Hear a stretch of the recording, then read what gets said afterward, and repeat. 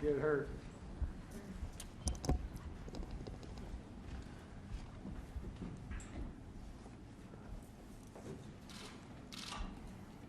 Every once in a while, as president, you get to invite close friends into the Oval. I was kidding these guys before. This is American labor, and I've said from the beginning of my campaign throughout my whole career, the middle class built this country and labor built the middle class. And I think we have an incredible opportunity to make some enormous progress in creating jobs, good paying jobs, Davis-Bacon, prevailing wage jobs, to rebuild the infrastructure of this country in a way that everybody knows has to be done. I promised, and a lot of these folks have been my friends for a long, long, long time. As they say in parts of my state, these are the folks that brung me to the dance. And I appreciate their friendship. And as I said, when some of you were in here when I was with the business community, I said, I want to make it clear, I'm a labor guy. And there's no reason why it's inconsistent with business growing either. So what we're doing here today, I asked them to come in. We want to talk about the Recovery Act we have here that we're trying to pass, and I think is going to get done, and building the infrastructure of this country.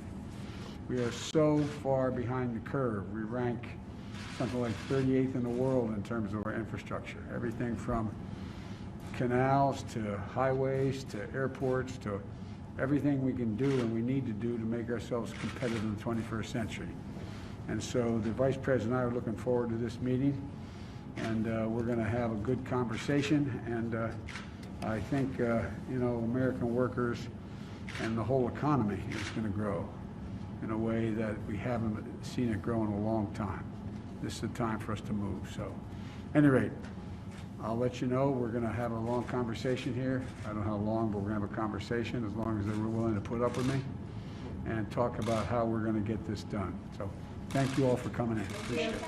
Mr. President, what did you learn from Americans last night about what they want in this plan? I learned, based on the polling data, they want everything that's in the plan. Not a joke. Everything that's in the plan. The fact is that I asked a rhetorical question. Those who oppose the plan, what don't they like?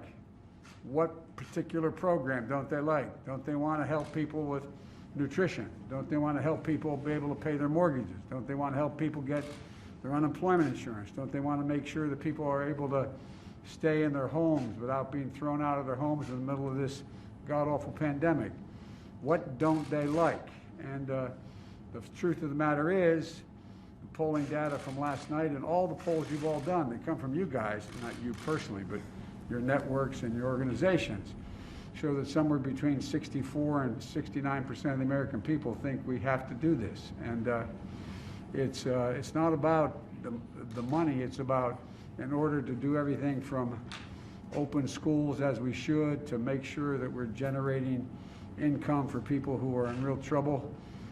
It's about how much it costs. The federal government has to chip in, make sure we get this done.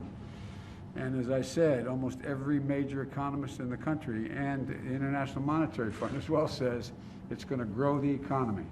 And that's what we're talking about here. We're going to talk about how we grow the economy. So thank you all for coming in. You said a return to normalcy could happen by Christmas. What does that look like, Mr. President? Thank you. Thank you very much. Thank you. Appreciate it. Anything about any other